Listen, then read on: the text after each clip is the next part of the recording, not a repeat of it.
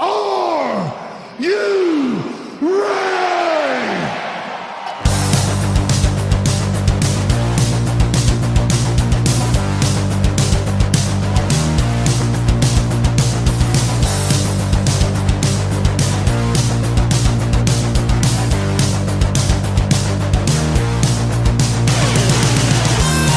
This is the DcX podcast.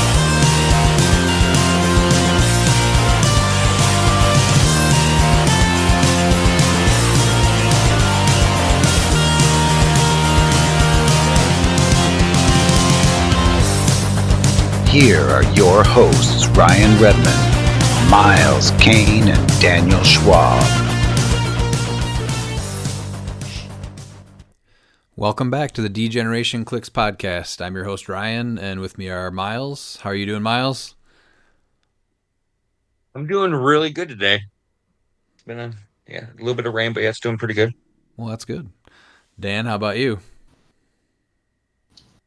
Somewhere in the middle. All right. I guess that's probably a step up from last week. And then also Pete. How are you doing, Pete? I'm good, and I want to start by saying to be the manual, you got to beat the Daniel, and congratulations to Dan for his big win last month. It was a little bit coming, but now he is the manual. It was a big win. We'll get into that shortly. Today we have just kind of a fun episode, mainly focusing on our monthly invitational championship that happened over last weekend. But first, I know many people keep asking about states, and Howard did say on his stream last Friday that states was going to be at the end of the year, so it doesn't really sound like that's going to run before Worlds anymore. And then it did sound like the main issue was just mainly allocating prizing for states, and the plan for next year is what the plan was for this year, which was silver states before Rock Cup and then modern states before Worlds. And then we also did get some, just today, got some updated release dates, some new pieces announced, and then some first look at some sculpts. Pete, do you want to read some of those? Yeah, I'm really excited about this upcoming stuff. I mean, it's just the sculpts that came out today, but the Beetlejuice It's Showtime single figure iconics for a smooth $24.99 October release. I mean, welcome to the Michael Keaton meta. You know, give me Beetlejuice, give me Vulture, give me Batman. There's things happening there, so I'm pretty excited. Yeah, the one thing with that is that I was kind of hoping it was going to be a little bit more of a set with more characters, so I think it's pretty cool that we're getting Beetlejuice, but at the same time, a little disappointing it's just one figure and not like a little mini box set of like 4 or 5 characters. I think I would have liked like a little object for like the book of the recently deceased. I think that would have been really cool, but I mean, we'll see what comes out in the box set. So yeah.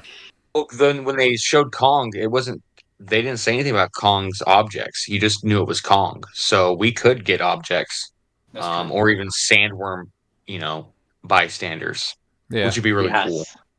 Yeah.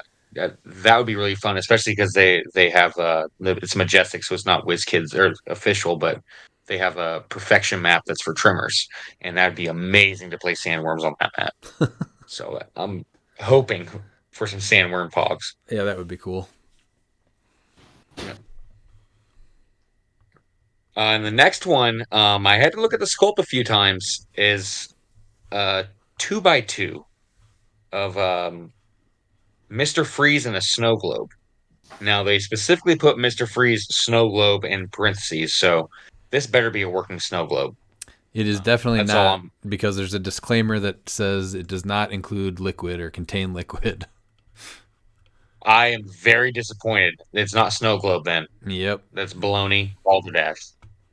They really, I guess the price would have probably went up a little bit, and that thing would have been heavy. So maybe Arnold. That's why. Can it be Arnold Schwarzenegger as Mr. Freeze? Like, I was hoping so. That's actually great. I will play him once he's legal, and if he's legal for states, I will be making puns in Arnold's voice every game. I don't even care if he's good. If he's legal for states, I'm going to play him just to make Arnold Mr. Freeze jokes. Chill out. What killed the dinosaurs? The Ice Age. Like this. Well, it does have a November release, so there's a chance. Yeah, there is a chance. It's not a tumor. Dan, do you want to go over the next one? The next one is Trigon and Raven Iconics. So this is Trigon. He's the hasn't been made since what, Teen Titans? I don't remember when that came out, but that was so long ago. He is it's just half of him, so it is his torso up, coming out of the ground. And then it's Raven as like full daughter of Trigon. So you got the 4 eyes, red skin. They showed it. It's a pretty good sculpt. Like she's got a bunch of flames under her feet. It's pretty cool. Trigon looks dope too. So this one I'm actually really excited to see because the last time they made him, he was pretty good. So now it does say that he's I like that. a colossal, and it does look like he's on a 2x2 base, even though it doesn't say 2x2. Yeah.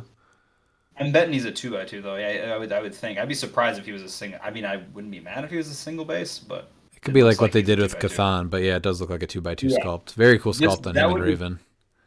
Yeah, that'd actually be dope either way. But I will take it no matter what.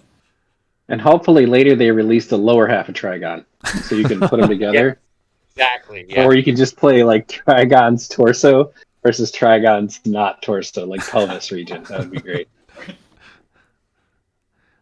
That's also set for November, and at $50. I think November's going to be a big month. It looks like you got Mr. Freeze, you got Trigon and Raven, and then the first D&D set, which the D&D set. I don't know. I'm optimistic. I'm not a D&D player.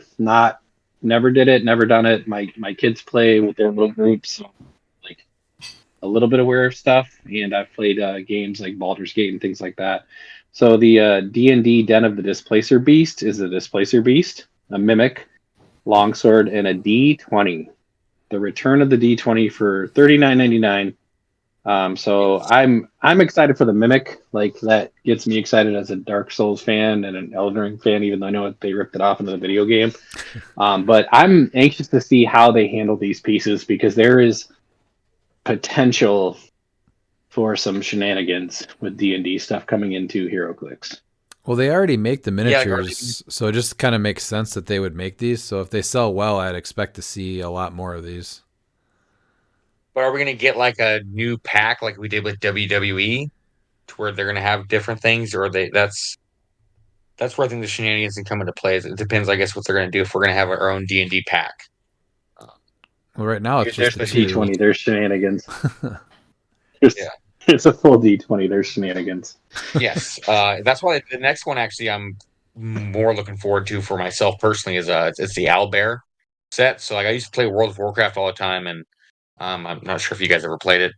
I'm sure plenty of listeners have. And I was a main of a balanced druid, which was essentially as a moonkin, but as an owlbear form. And owlbears have just always entranced me, even as a kid. I mean, it's a bear with an owl head. Come on, it's amazing. So not only do you get an owlbear, you get a baby owlbear, a ring of telekinesis, and a D20. So the two objects they come with is nice because since it's most likely we're losing all of our swords except for the broadsword, it's gonna be nice to have a second sword equipment, which I don't know for sure, but I don't see them not making it a sword equipment after them introducing that.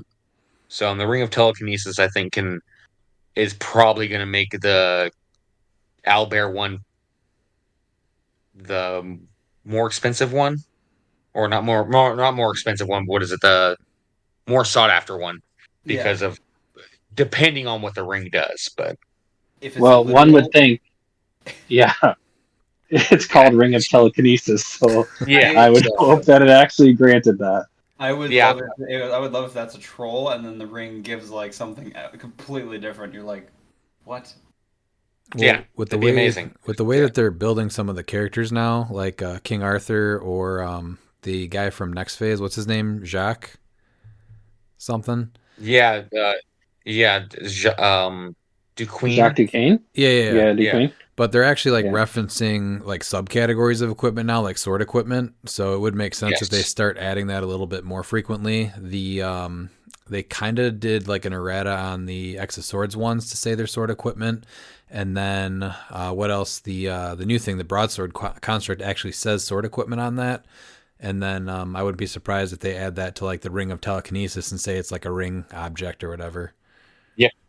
That's exactly what I was thinking too. Is that there'll be a ring object instead, or a ring equipment instead of a sword equipment. Right, yeah. And so there's going to be characters Yeah, in the future that will probably say, this character can start with a ring equipment without paying its cost or something like that. yeah, which would be nice.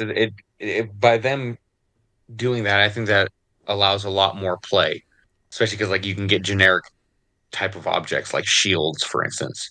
So you can have a Captain America that can start, for example, that can start a game with any shield equipment, and then you're able to make shield equipment for DC, for Marvel, for D&D, or like for anything else that you want to do, bring in for iconics wise. And sure, it's not thematic to have Captain America use a different shield, but it allows you to play Captain America differently by giving him, you know, access to different powers or play styles, Right, which yeah. is something I'm looking forward to. Yeah, I like it. I like the idea. Well, and I think the idea of like offering some of these things that are going to actually maybe hit like a higher end like game, like a meta tame or modern game, as like things that you can just purchase is good, honestly, for the game rather than always making it like winnable. It's like give it to the community. Like let's see what the community does with it. Sure. Yeah, this is definitely getting rid of the pay to win argument, because look at Kong, like he's $30. So, I mean, if you're a budget player, as long as these iconics keep going that route, you can even look at the Peacemakers. If they keep going the route of them being meta, I know a lot of people want to see a lot of those figures banned, but I say why? It's readily available to everybody. Now, are there any of So them if that you're you going to be feel like should be banned? me personally, no, I think they're fun. All right. Yep, Mern's I fine. think All right. the Spider-Man set, that one. Yeah, Yeah. yes, they Never should probably mind. ban Forget it. Spider-Man. Ban Spider-Man, yes. Yeah, no, Mern is fine. Yeah, All right. leave Mern alone. Yeah, I'm excited for honestly any new property though. So the D&D stuff is awesome, and Beetlejuice is also cool to see added. And then they are adding another OP kit. I think the last one that we got was it a March one, which was the DC monsters with Two-Face, Penguin, and Joker. Yeah. So Dan, do you want to take the Wild West monthly OP? Yeah, so I'm not sure who these guys are because they're not, unless this is just Superman, Batman, and Wonder Woman and Wild Wild West, but I don't think it is. So It says Cinnamon. yeah, Cinnamon, No. Batman. Oh, it is Cinnamon, Batman, and Superman. I don't have any idea who Cinnamon is. But you have like very like it's still Batman, or it looks like you can tell like it's obviously Batman. He's got a cloak thing going on, and then with a cowboy hat, and then it's like basically Superman but with cowboy attire. So this one comes with looks like you get one of each of them, and then you get looks like there's 12 Wonder Woman Legacy cards in the OP kit as well. So that's the kit.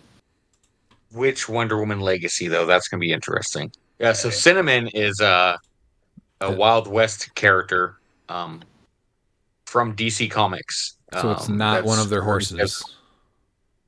Who's not one of their horses? No, it sounds like a horse name, but it is not. It is a red-haired cowgirl. So instead of From using 1978. yeah. So Cinnamon. according to the Wikipedia, Weird Western Tales number 48. She debuted in September or October of 1978, created by Roger McKenzie, Jack Abel, and Danny Bulanati. So And her full name is Catherine Kate Mansard. Nope, it's Cinnamon. It's Cinnamon. So I know that there's at least one HeroClix player who's probably Cinnamon's number one fan. So you've been clamoring for it, and I know you've been trying to win worlds for the last 20 years because you knew this figure would never be made. Well, guess what? This figure is now being made. So congratulations. I was hoping it was going to be a horse named Cinnamon. Yeah. Well, that's cool. Be like a new equipment, like a motorcycle. See, now that would be an interesting, that would have been a cool idea. We already have motorcycles. Like, let's have DC introduced to us to horses. A horse You get equipment named Cinnamon. Yeah. Yeah. Just a bottle of cinnamon, just a bottle of the spice, just sitting there on the little base. Yeah. That's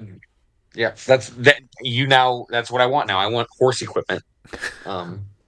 So I'll give it That's what I want time. now.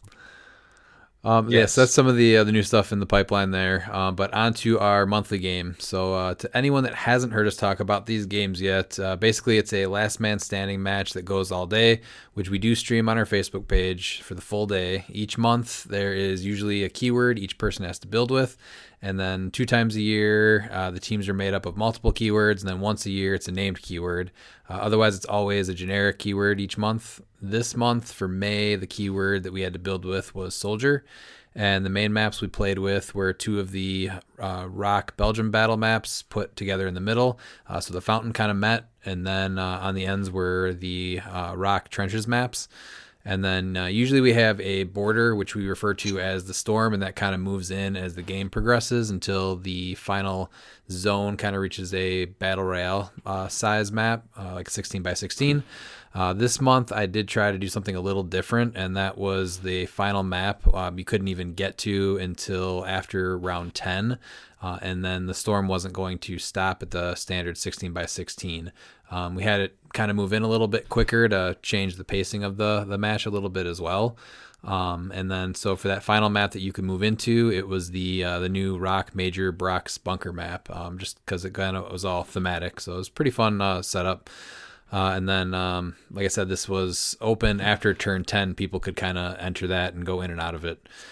So some months there's more going on in special effects, and sometimes there's less. So this one I would say was probably on the, what would you guys say, larger side of effects special rules. Yeah.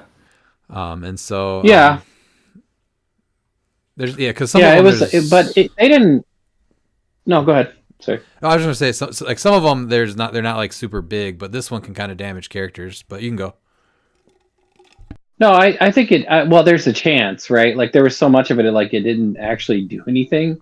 Like I think what did it hit people like twice, maybe?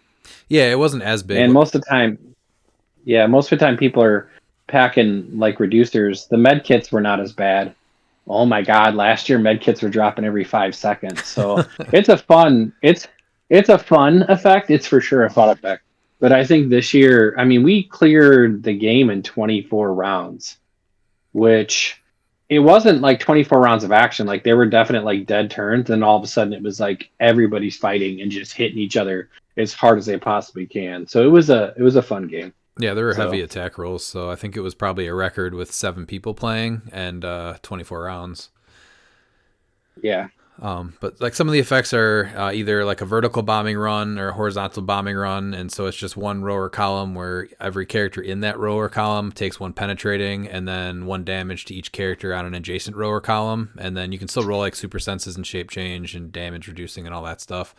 And I remember last year actually that's what took Harris out at the end, wasn't it? Was one of those bombing runs.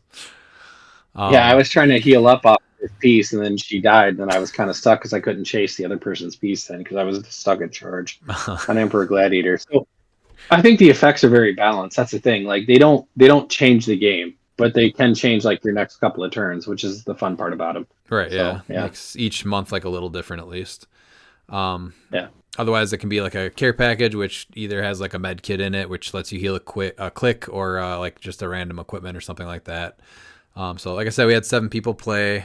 I was pretty excited about my team, but I did come in last. So I played the Deadpool Weapon X Maverick with the Soul Gem, the Deadpool Weapon X Prime Domino with the Wonder Woman bracelets, and then the new first Iconics Peacemaker with Peacemaker's helmet, the Deadpool Weapon X Forge with the Liar Ring, and then just for the leadership was Skinny Steve from Disney Plus with the Influence and Spin Rings. And so generally the idea was pretty much use Maverick as my main. Before you continue, I wanted to give a shout out to Brad Broyles for helping secure that Maverick from. Yes, that was very cool to get that. That was a couple pieces that I wanted to make sure I got, and that was one of them. And so Brad being able to send that from the Huntington's events in Alabama was amazing, and came through with that. So very fun piece. I was very happy I got to play it. So I'll definitely be playing him leading up to even when he gets released here. I know Pete's going to get tired of playing against him locally. I mean, I like him. I'm looking forward to getting my own and playing that guy. Like we've never had a good version of him. Like, and he's from one of my favorite runs in comics when they went back to explaining like Wolverine and Sabretooth's relationship, and they introduced good old David North. So I'm excited about him. I'm gonna swear a lot when Ruben plays him, but that's normal. Yeah, the only other Maverick we got sucked, even when he came out way back. This one does not suck. He just No. ran into a person that was dead set on killing Redmond. Yeah, like really early in the game. We'll get into that when we start breaking down the game a little bit. It was rough though, but yeah, he was really cool. So yeah, thanks to Brad for making sure that I was able to secure him for the game. The other thing I really wanted was the Prime Domino. So her with the Wonder Woman bracelets gave her a 4 through 6 super senses, and then when she got to her stop clicks, which she has 3 of, she'd be a 3 through 6. So that really should mean she stays on the board for a long time. It worked good in practice, but not so much on the actual day to perform. And then how was her rolls that day for you? Man, like, just can you explain them real quick? So she's got a really cool power where when somebody within her range rolls a single D6, she can roll a single D6, and then if you want to, you can replace that character's single D6 roll with hers. And no joke, every time I did that, which was probably, 8 times, I either matched their roll or made it better. And so that came into play 0 times, I believe. And I think the funniest thing was most of those were against me too. I'm pretty sure every time most of the times you triggered that, it was against me. And they were all like high rolls because I didn't want them to be high rolls. So you would think that maybe the Super Sense rolls would be good too, and they were not. Especially when I had a 3 through 6 and I was hitting 1s and 2s. Yeah, it was a theme of the day was like just bad single D6 rolls for like mine. I will get into mine too, but it was not good. It was not good anytime. The attack rolls were crazy good though. They were a lot of hard hits. Peacemaker is a lot of fun though. The first one that you can just choose which one of his helmets to wear at the time. So he's probably going to see some play, just at least for fun. Another thing is the Forge. He actually was not too bad with the Liar Ring. He was able to perplex from 10 away, and then just him having support. He was actually a decent little piece. And then Steve with the Influence Ring to knock back Maverick. Obviously, the plan was for him to stay on the map a little bit longer. You can just heal with Maverick when you knock him back. So knocking him back with Steve would have triggered that too. So he was supposed to stay on the map quite a bit longer than he did. So I came in last, and then 6th place was Matt Looper, who's one of our locals. This is the first time that he actually came out to it, so he made a team which was War of the Realms 051 Crusader with Captain America's shield to give her ESD, Avengers Forever 57 Soldier Supreme, the Hellfire Gala Valken with Bucky's arm, the Batman team-up John Stewart with the Green Lantern ring, and then the Prime Captain America with the Super Soldier Serum. So he ran into Harris, I would say, pretty early on in the game. Yes, he did. Matt Looper learned a very valuable lesson. You do not piss off Skynet. Yeah, because once you do, that's what you're doing for the next 3 hours. If you can't kill the Terminator, don't shoot at the Terminator. Don't shoot at the Terminator. I think he was in a bad spot, though, because he was coming out of the corner. He had Christine across from him, and then he had Harris to the left of him. And so there's kind of no way in that position to avoid conflict. Like, those are two pretty reasonably aggressive players. So I think Matt played really, really well. And I liked his team. I think Soldier Supreme is super cool. Never worked for me one time, but it was nice to see Matt pull it off a couple times. Yeah, his Soldier Supreme lasted quite a while. He did really well. Yeah. And then next, Pete, that was you. Do you want to take your team, talk about your team? Yeah, my team severely disappointed me. It was good in theory. It was a lot of movement and hitting and moving, but there was not a lot of movement. So I played Captain Marvel from CAAV 054 at 150 points with 3 stop clicks and the Soul Gem. And I played Captain America from AV 60, the Prime, with the Remaker ring. And I played Captain America Peg Cap with the Skybreaker at 40 points and 10 points, and then US Agent from Avengers Forever at 35 with the Spin Ring. So the theory behind my team was to be very mobile and just kind of hit people and run off. Dan started a fight with me by outwitting me with somebody from his team, which then I spent basically the next 2 hours trying to figure out how to kill that piece. My Peg Cap lasted exactly one attack. Came in, hit the attack, got probbed, missed the attack, so didn't get the Skybreaker follow up, and then died the next turn. My leadership roles with Captain America, the one that heals on willpower leadership, were okay actually. But there was a play that we'll get into the plays, or what are we doing, Ruben? Yeah, I have a breakdown thing that we can get into. Okay. There's a play that pretty much I set it up, I let it alone, and then I paid for it like a lot of other people, which was worth it. And then Captain Marvel did not hit one breakaway roll. So anytime I sold out to come in with the hypersonic and hit close, or I had to get close to hit because they had stealth or something, like she never got away. And so there were so many times where she was basically through half her dial before my next turn, and I had to like basically hope somebody died or run off and try to heal up. So I did get into the bunker first, and I wasn't going to do anything other than hide. And then fatigue kind of set in, and I was like, you know what, I'm here to play, so let's just play. And then she got stuck next to a piece, and then it was just two teams destroying poor Captain Marvel. So, now, what happened to I don't know what it is Flurkin? about. What's that? What happened to her Flurkin? My Flurkin got popped out to perplex an attack down, and then was like literally the only thing that died to a bombing run the whole day. The next round. Yeah, it wasn't a bad day. It was a super fun day. You can't anticipate like not hitting a super sense roll when you have like a 4 through 6 super senses, right? You can't not anticipate getting one breakaway roll with a hypersonic piece. Like it just was like just wildly. I mean, the Remaker ring might as well have just been in my case. Like I'd never hit one shape change. Like it wasn't even close.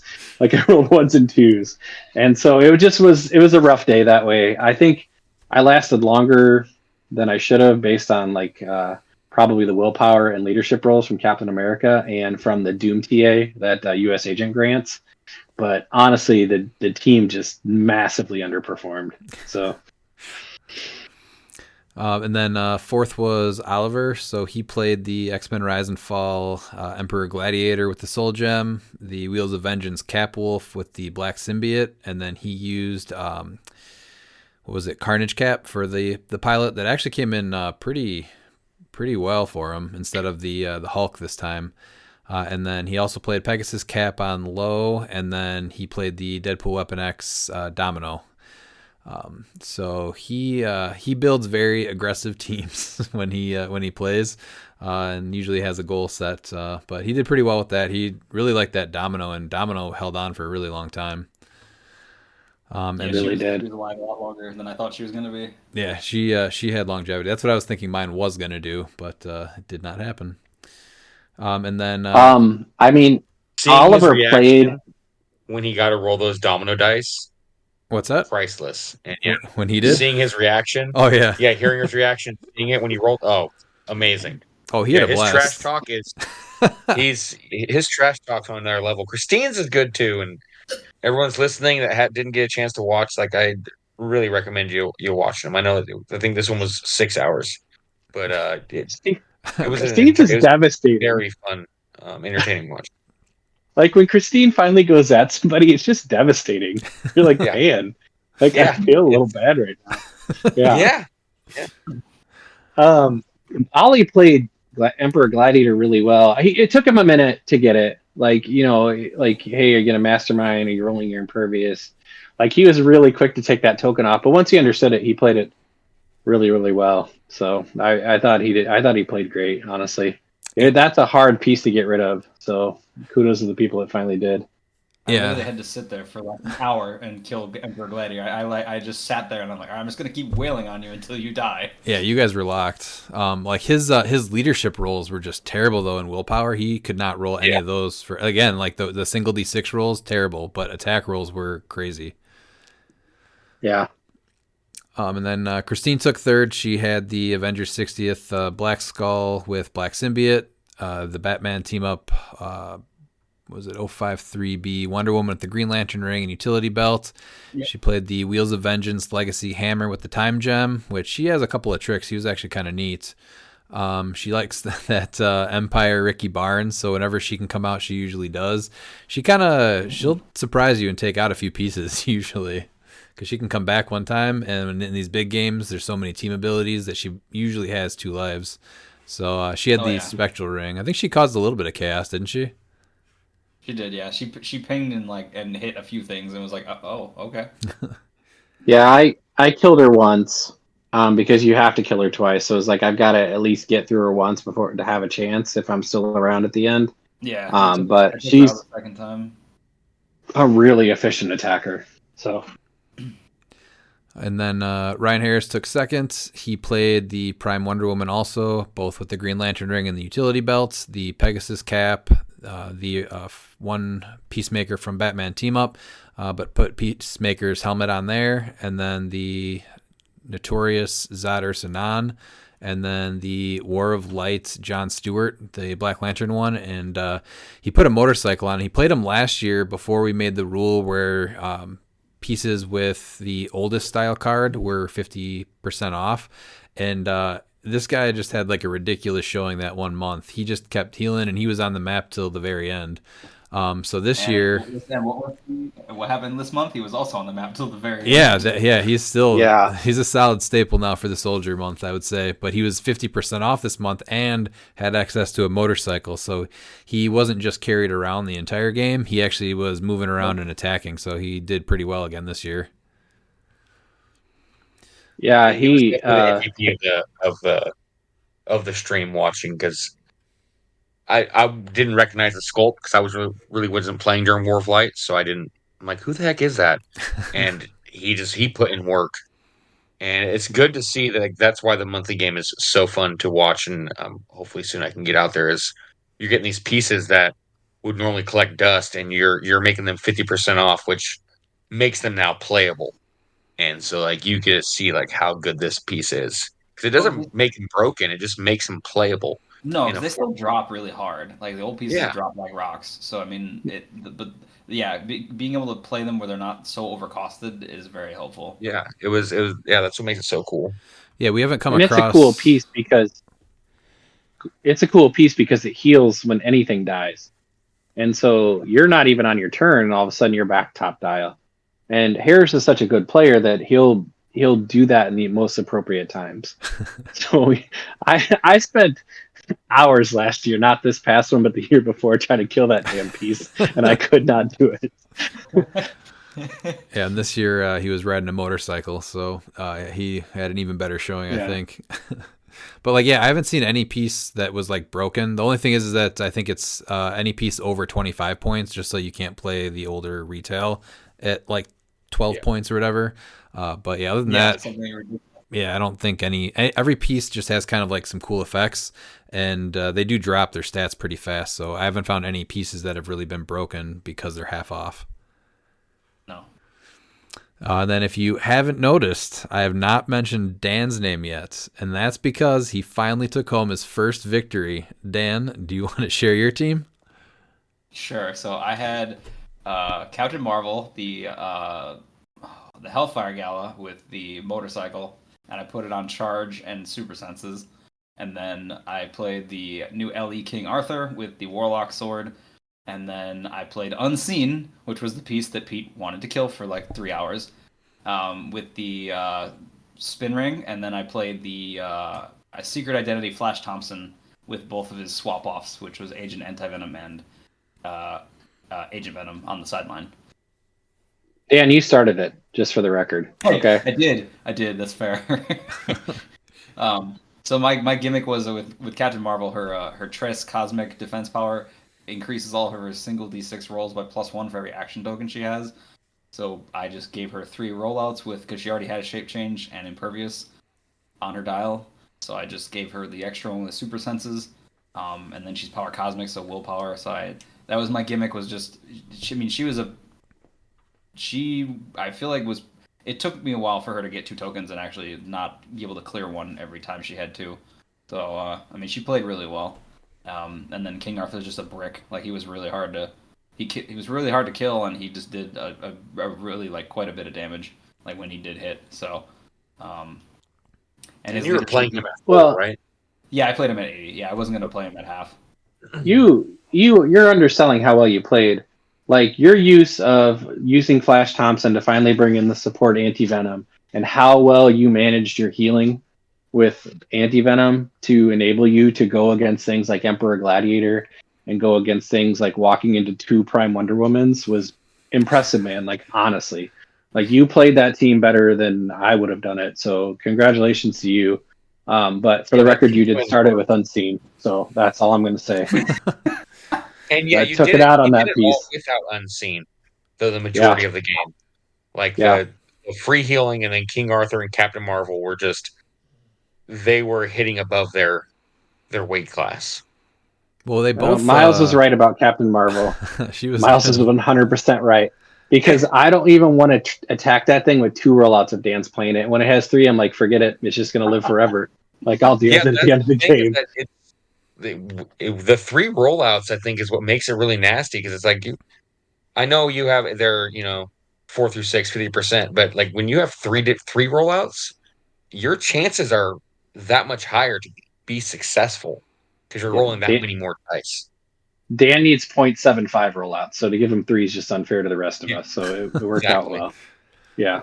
But that anti-venom, honestly, I think was quietly like a clutch piece though, because both King Arthur and Captain Marvel took a lot of damage, but they just kept healing. Oh, they did. Mm-hmm. They did. And the other part was that Flash allowed me to kill Carnage Cap too, because before he died, he was near him, and I just was like, I'm going to shoot you, and you don't have shape change. Oh yeah. He has that before he swaps out. Because I was worried about Carnage Cap because he was on his like the last click where he still has the Quake exploit and you can Quake from like a distance. Yeah, I got attacked like 6 times by that piece in the game. I'm well aware what he does.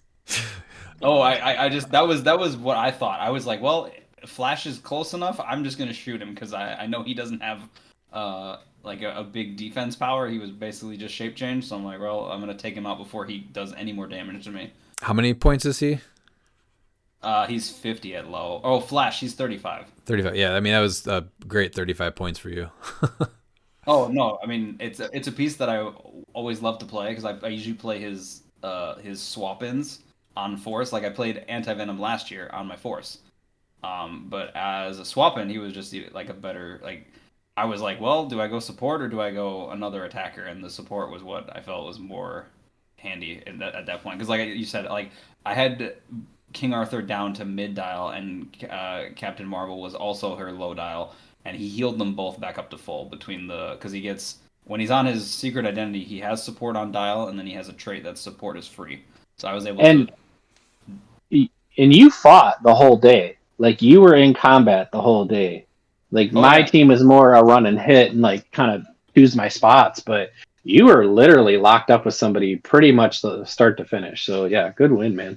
I mean, the nice part about my team was King Arthur had plasticity, so I could easily move away if I needed to, and then Captain Marvel should be able to get away with her increased rollout chance, but it's not a guarantee. So like, but it was I was like I was pretty much in there with Ryan and Ollie, and then I moved over to like the middle.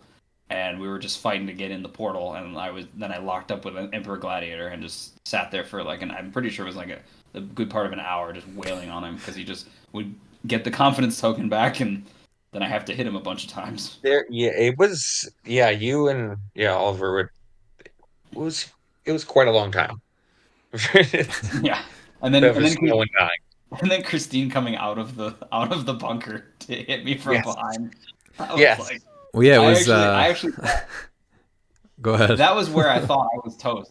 When she came out and hit me from behind, I really thought I was toast. I was like, well, this is bad. Like, I have Emperor Gladiator in my face, and I have her now behind me. I was like, this is very bad. Yeah, I had planned on using the hypersonic and the portal to go in and out and back and forth and just be hard to keep up with. But unfortunately, Captain Marvel turned her blue jeans brown because she never made her roll out. So it was not good. You should have played the real Captain Marvel. She got a look.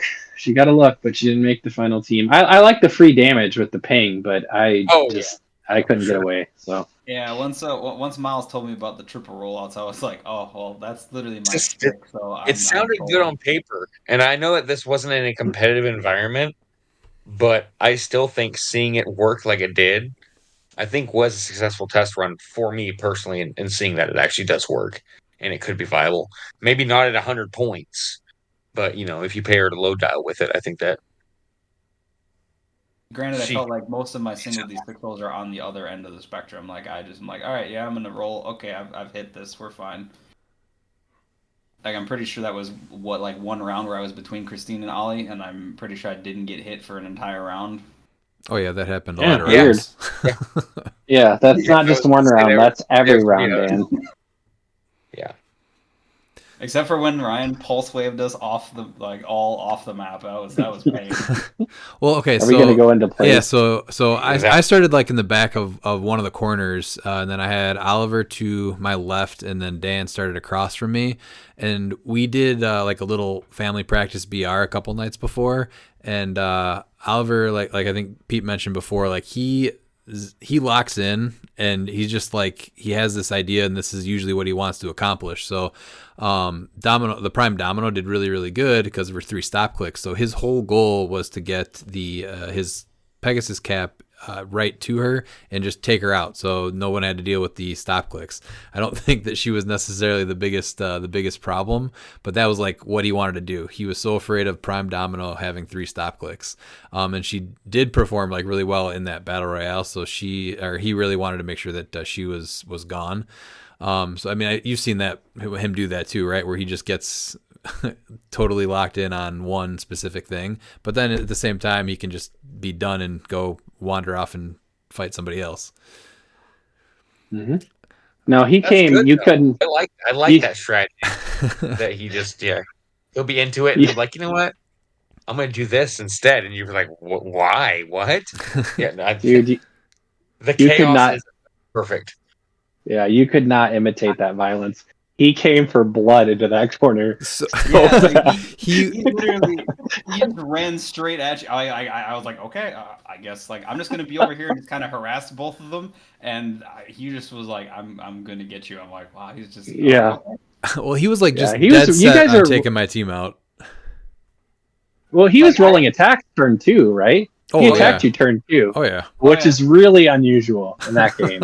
Unless the right card comes up and then people are going in. But turn 2, I was like, man, Ollie came for blood today. Yeah. Well, Like, this I is was like, oh, I shot Skinny Steve like off the rip, but then I was like, I'm gonna try to like shoot at Ollie and see if I can turn the table a little bit here, because it's just like, man, he's just wailing on you over there. Yeah, well, this is the first time where I think like being on the outside of the map was actually a disadvantage, just because of how fast the sides, like the storm, was moving in. Oh yeah. And then with We the were way dancing around it. We were the whole time, yeah, people were in the storm trying to fight out of it. And then the way that the trenches were, it was only obviously, like I had a little bit of protection from Dan. He had the unseen, which was definitely not good for me. But then Oliver just had like straight lines in the trenches that he could fire at me. So that kind of hurt also. But then Yeah, Unseen was a great play because Unseen was the one piece that could mess with a lot of my pieces, like could take away my whole strategy. And so I was really aware of it. And then Dan outwitted my peg cap, which I wasn't even really looking to get that involved at that point. And then I was like, you know what? I'm going to kill that fucking piece. That piece has to die. Or you were It kind took me the of better part of a couple hours you were to watching figure out a way to land my attacks. You were watching from that rooftop, I think, for a little bit, just kind of debating on going in or doing something.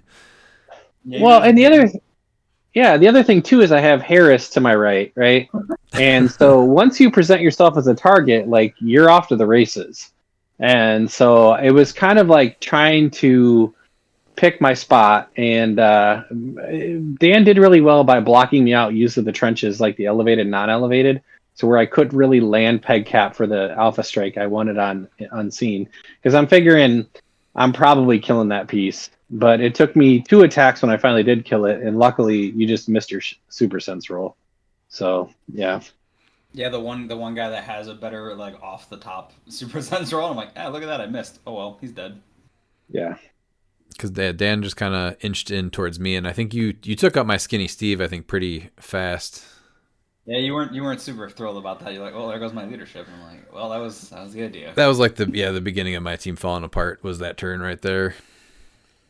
Yeah, that's just not fair. They didn't even let you even get to try stuff. No, that's just being Debbie right there. Yeah, it was rough. I mean, I knew Maverick was gonna be rough if he got going. I didn't shoot at him, but I was like, I need to make sure he stays away from me because I remember reading over that piece, and I was just like, ooh, that could be really nasty. Well, Oliver, he wasn't hitting his leaderships, but he was hitting his 5 and 6 on the bark at the moon. So he just kept generating the Carnage Cap, and then he would do his. He couldn't quake, but he could triple target with anyone that was adjacent to him, and then from a square, I think within 4. Yep. Yeah. So yeah, and then he still had exploit, so he was still like pinging damage. Yeah. And you got the token on Gladiator a couple of times, and he played it right. He took the power action to get the token off, so he wasn't getting damage from healing. Yeah. So and he kept them safe. He did. And then as all of that was happening on one side of the map, Christine kind of was just sneaking towards the middle, she was just set on getting into the bunker, and then Matt Looper, he sniped Harris's Peacemaker, and so that just kind of flipped a switch on Harris and went right towards him, and then they kind of just locked, I think, right in. And they did. Yeah, they were kind of just going back and forth for a while, and then let's see, I think his Pegasus cap dropped pretty quick, didn't he? No, but what Peg cap allowed him to do was that he hit first, which gave Zod Ursa non-charge. And if you know Zod Ursa non, they have flurry traded. So they just sidestepped in and charged and just started wailing on everything. And that was, I think, the big issue was like, they're normally not as threatening, right? Because they just have sidestep, and I think it's Psy Blast. And they're more of like a range piece to start. But no, not when you can give him charge. It was like, oh. It was a nasty combo that was really nice to see. Because given that Zod Ursa non-charge completely changes what the character can do.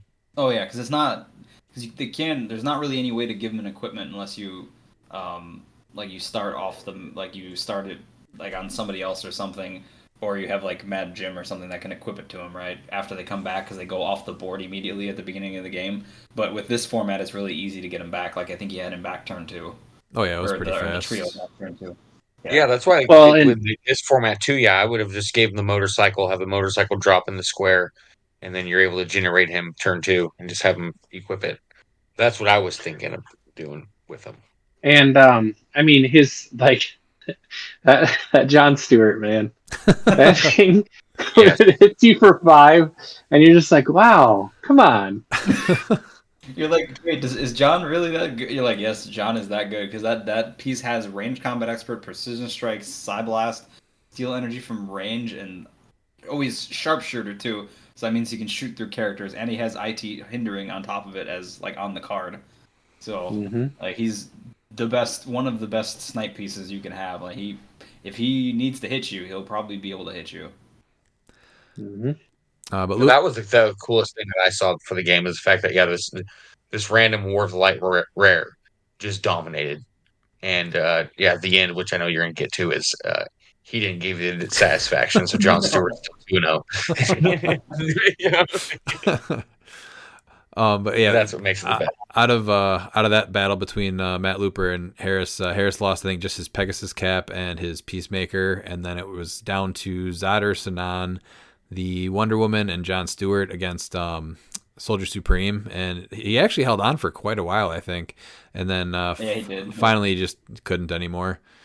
So then I had, let's see, Ali he took out my Maverick first or Domino, I don't remember, but all I had left was Forge or Peacemaker, and then I finally just had Peacemaker fly Forge up to the top of the rooftops, and I knew I was not going to be in much longer, so I just decided to Pulse Wave after Pete moved in onto the same rooftop, and I actually crit hit the Pulse Wave, so I gave 2 damage to everyone within range, and then people were getting knocked back off the roof, off the trenches, so a bunch of people took 3 damage too. I think was Captain Marvel took 2 or 3. Yeah, yeah. Both of our Oh. Captain Marvels ate 3 apiece. Yeah, in order to do that, like Dan and I are standing next to each other, and he's like, "You're really going to attack my unseen," which is the only thing keeping him from pulse waving everybody. And I was like, "Sometimes, Dan, I like the chaos." And so I killed the unseen, knowing full well that you're going to pulse wave knockback like everybody's team, and then you couldn't hit it. And I was like, "Well, I guess that's what happens when you do stupid stuff like that." I was like, this is okay. I was like, you see the pulse wave guy over there, right? I've outwitted him. You can't do that right now because I took away the helmet, and you're gonna give him the helmet back. Okay, sure. Yeah, well, it was a decision, and it basically destroyed most of my team. I mean, Captain Marvel did get away and healed back up, but yeah, Captain America Prime and U.S. Agent were never the same. And I don't even know at that point if the other piece was dead or not already. Well, I think that might have. I tried to sidestep Oh, away yeah. with Forge, but he didn't make it, so I hit. Forge was the best because you also pulse waved him, but didn't realize that you killed him. And Well, he yeah, was just well- sitting there for like a turn. Yeah, I hit Pegasus Yeah. Cap, and then Forge ended up taking 3 damage and needing to get KO'd. I forgot about the fall damage for him, so he ended up getting KO'd. I think like halfway through the next round. But then 3 damage to Captain America, U.S. Agent. It was it kind of changed that whole area after that. Oh Yeah. it was a bomb. Like there was a bomb that went off. I was like, oh, this is bad. This is very bad. Well, in true Peacemaker fashion, he didn't warn Forge, so Forge is just collateral damage. It was a great play, and it was what I knew was coming, and I just couldn't. I wasn't thinking you were going to crit hit it, but it was great. Honestly, it made me laugh pretty hard. Peacemaker got taken out pretty shortly after that, and then I think Christine came in and cleaned up the rest of your team and just left you with Captain Marvel, I think, right?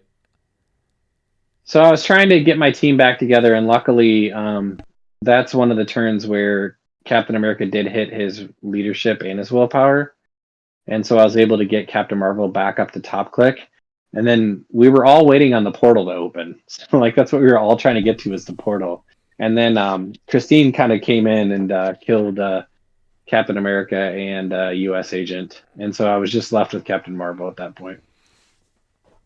And then the bunker opened up, so you got into the bunker first with Captain Marvel and just kind of hung out, I think, right? For a minute. Yeah.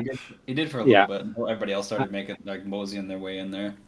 Yeah, the next person through was Harris with his Zotter Solanan, his sniper piece, and I was like, I'm not messing with that. Like, if I could have gotten a John to try to kill him, or at least weaken him, I would have. But there was, like, Harris positioned so well that I'm just basically sacrificing my piece to a flurry next, like, round or two. So I was like, I'm not doing that. So, yeah. And then Christine on the outside got off a rage attack with, like, 7 damage. Was that right? Yep. That was on me. Yeah. Yeah. So my King Arthur ate 7, and I was just like, "Ow, this really hurt." Okay. And still was able to heal up. Prime Wonder Woman, so she had like 2 enhancements and range combat expert. I'm pretty sure was what it was. Yeah. So that was how she got her up to 7, because I think she's base 4. So yeah, I mean, no, it was impressive. Like I was like, oh, I didn't see that. All right, well, this is gonna hurt a lot. I missed that was one of the times I missed my shape change, and it was like, well, all right, I'm just gonna eat this and not enjoy it. And then I think like right after that, she went into the bunker, and then that's when you guys, I think, started kind of going back. All 3 of you kind of started going back and forth a little bit. I know Christine came out and tried to. Oh no, because let's see, Oliver kind of then moved towards Dan. Yeah, because I thought he was gonna go after Christine, but she retreated. So then he locked up with me, and then we just were going at it. And then she would pop back out. I think she only did it once, but she basically just shot me or tried to shoot me in the back. Which was like, oh, all right. Well, yeah, because you Yeah, kept so that's when I healing. think- Yep. Yeah, that was the whole shtick. Was like, all right, I just need to keep healing. I can do it. Because it was And I Arthur. can't remember if that's. Go ahead. Go ahead. No, it was Arthur. He was attacking It was, Ollie. yeah, it was It was Arthur, Arthur, Captain Marvel. and then they were tied up with Gladiator and Domino. And Jesus, that domino. yeah, Holy like cow. So Oliver he could not get any leadership to get any the Shire guards, and then Dan kept hitting his rollout, so it was hard for him to get the what is it called, confidence token. Yep. And then Oliver, you get hot shots tokens with Domino when she successfully rolls her leadership, and so he just was not getting any of those either. And the token basically gets you, it's 3 6s and a 5 are her options when she rolls the D6 for super senses. So he was able to keep rolling out of a lot of stuff, which is why Domino stayed alive. But eventually, Gladiators kind of drops. But Dan, yeah, how many rounds do you think that you just fought Oliver alone out there by the fountain? Probably like 4 or 5, maybe. It was, I mean, yeah. And then, Christine, I think, popped up to try to shoot you, and then he rolled out of it, so she kind of just left back and got back in with Harris and Pete. And then who took out Captain Marvel in the end? Pete's. So I think I had hit Ricky on the outside. We went through the portal, and then kind of was like eventually the fatigue was setting in. So I knew I could get back through Ricky and probably KO her once on the inside the bunker. And then I started missing my breakaways. Like I missed my breakaway for 2 or 3 turns, and then I'm actioned out. And so like then Harris is shooting me and Christine's just messing me up. So I don't remember who. I want to say Harris killed me, but I might be wrong. Yeah, I think it was. I think it ended up being Harris. Yeah, but it was the combo of them that they just blew through your stop clicks. Yeah, I mean, there's nothing I could do. I did get Ricky off the board once. I really wanted to go after that Black Skull, but man, with the 2 rollouts, it was just like, I know how this is going to turn out. So I'm going to sell out to hit this thing and ping it for 1 damage, and you're going to hit your shape changer super senses. I'm going to waste it, so at least I can go after Ricky and hopefully get her out. And so the rollouts just did not work out. So the rollouts or the breakaways did not work out for me. So that's what it was. So. And then Christine took out Harris's Wonder Woman with a crit hit, and then shortly after that, Harris took out Christine's Wonder Woman with a crit hit. So it ended up just being how did Zod get taken out? Was that just through Wonder Woman and Black Skull? No, it was me. I finished him up because Wonder Woman and Black Skull weakened him. They were on their last stop click, and they only have 3 clicks left after that. So my Captain Marvel came in hypersonic and shot him because he has imperv on his stop, or on their stop. So I just came in and shot him and killed the trio. Because I was like, well, that's if I let them keep going, it's not going to go well. Okay. And then after that, I think then it was Christine's Black Skull, your 2 pieces. And then was that what took out everything that Harris had except for John Stewart? And then crit hit Black Skull? Maybe no doubles. It was doubles. I hit him. She missed her rollouts, and then I hit him into the wall basically. Oh, okay. Yeah, it was just enough because I had the 4 damage from Arthur, and then the knockback into the wall behind him killed him. Okay, and then before you came in, then you took out Oliver. Domino finally missed her super sense roll. So then it came down to Harris's John Stewart and Dan's Captain Marvel and King Arthur. And then do you want to say how the end played out there, Dan? Yeah. So Harris. So we got a care package that was delivered out into the storm. So Harris is like, I'm leaving the bunker because I can't kill. He was like, John Stewart was on like his last couple of clicks, which is like Earthbound and Outwit, and both my characters are power cosmic, so he can't do anything to me. He has 1 printed damage, and like no powers, no other powers. So he goes out to try to get the med kit, but he tokens himself out into the storm, and then before I can get out there to kill him, because I had not quite enough reach to get him, even with like perplex and hypersonic, he dies to the storm. So I could not actually get the actual, like, I've killed everything and I'm the last guy standing. John Stewart's like, the only one that kills me is me. Just took a take the satisfaction out of it a little bit for you. Just a little bit. But Dan Skynet. But that did give Dan his first win, so congrats to Dan. For next month is June. For that is robots, and Dan gets to choose a piece that we cannot play, but he can, and so he has chosen the Soul Gem. So that cannot be used, which usually gets played, I think, probably at least 2 or 3 each game. And the last 2 games or 2 robot games, it's been on Vision Prime. So I think that's definitely going to mix up the month a little bit with that choice, which was kind of neat. I think the thing for me with the win was like I come to play because it's fun. I don't necessarily like I want to win, but it's not like I'm not coming there with that sole purpose, you know. So it was nice to be able to like get a win with a team that like this is a team I would play. You know, like I didn't just play like the best things out of that keyword or whatever. That was the thing that was I think the like most enjoyable part about it for me was like, oh, I played a team that I really wanted to play and I was able to pull out a win. Yeah, which is cool to see because the best pieces that you would like play in a standard event aren't always necessarily the best pieces for this either, you know. Yeah.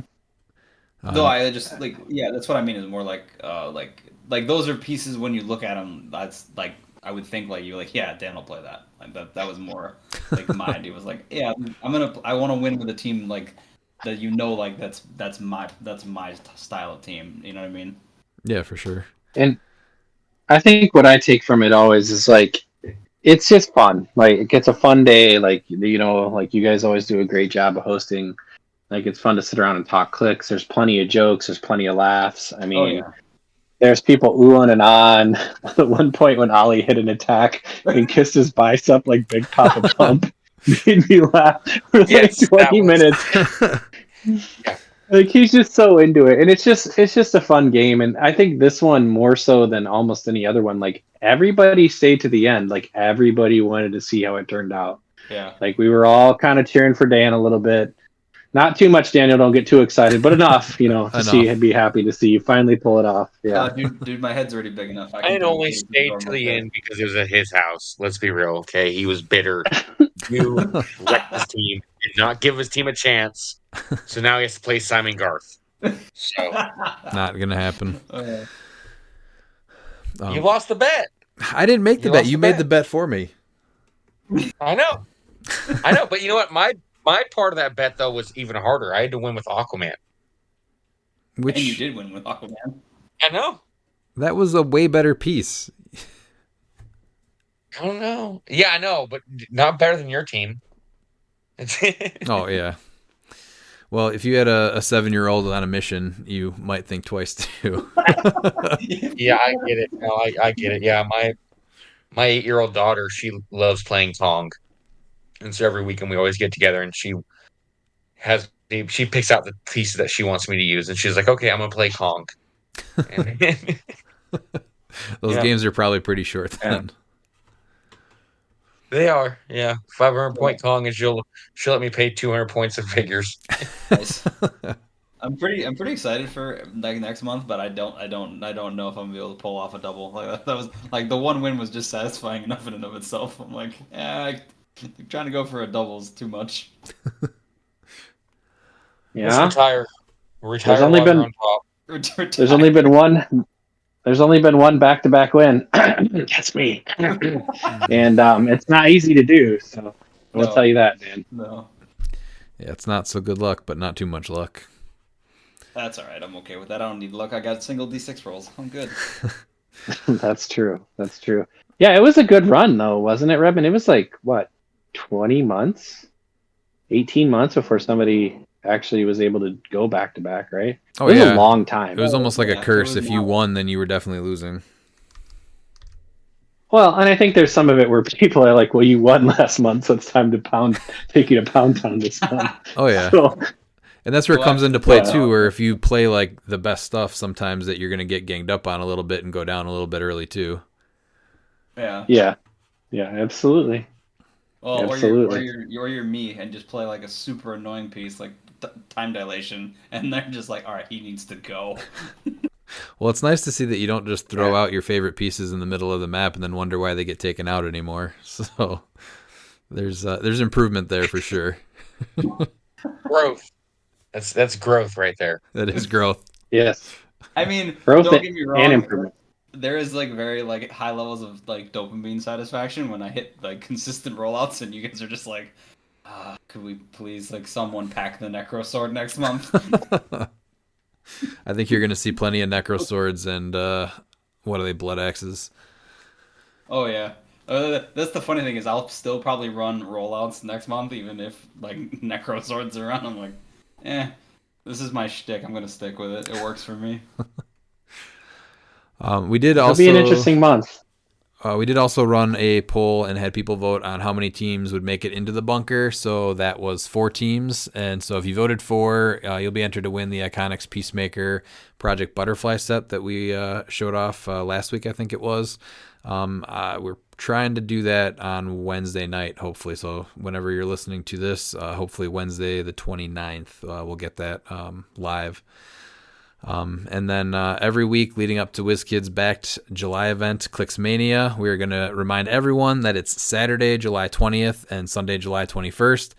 We do finally have a Facebook event posted as well as events in the win. And then Saturday is just your classic 300 Modern Championship. And then on Sunday, it's going to be a little bit more unique. It's a 400-point silver 2v2 using the potential changes to the silver ban list that we talked about on last episode. If you have not checked out that episode, do so. There's lots of really good information on there. Just a couple of possible changes to where silver could go after rotation, after Worlds. And so we're going to test out some of the stuff that is on that list of possible changes. So if you want to check out any of the specifics, check out the Win event page or our Facebook event. Any final thoughts from you guys? Miles, do you have your flight yet? I do not have my flight booked yet. That's what I'm still waiting on. I have like 2 weeks. I have a birthday coming up, and so that's I've been hinting already. Yeah. Okay. No, I'm excited for July. I mean, come play cliX with us. Come see Wisconsin. Wisconsin this summer is a lot of fun. There's a lot of great restaurants in Kenosha. A lot of good breweries. There's a lot to do in this area. We're right between Milwaukee and Chicago, so make a week of it, and just kind of enjoy the Midwest in the summer. So we're gonna try and get a bonus game going where we're gonna have people in line taking turns arm wrestling Ryan. So we're not more people that ask for this. I think we might make it happen. Nobody has asked need for a that. lot. We need all of you to just post on the page on our Facebook page that you want to arm wrestle Ryan. We need at least 25 people to say that. And then at least one person has requested it. That was Miles, but that's how you start something. Is with one person. Okay, we'll get there. We got this. Yeah. I need 29 more people. Let's reply to the podcast post and the Facebook group that you want to arm wrestle Ryan. We need 30 people. Nope, I'm just gonna cut it out, and it won't even air. So sorry, guys. Nice try. Oh, that's bullcrap. Anyways, Daniel, congratulations, man. You played a great game. Honestly, The use of support was really, really, really key. And good for you. Well deserved. We'll see how robots goes. Well deserved. Absolutely. All right. Well, next week we're going to start our Deadpool Weapon X set review. We'll start with the CURs, and then we'll have everything out in time for the Seal to start for pre-releases. So thanks for joining us, and we will see you then.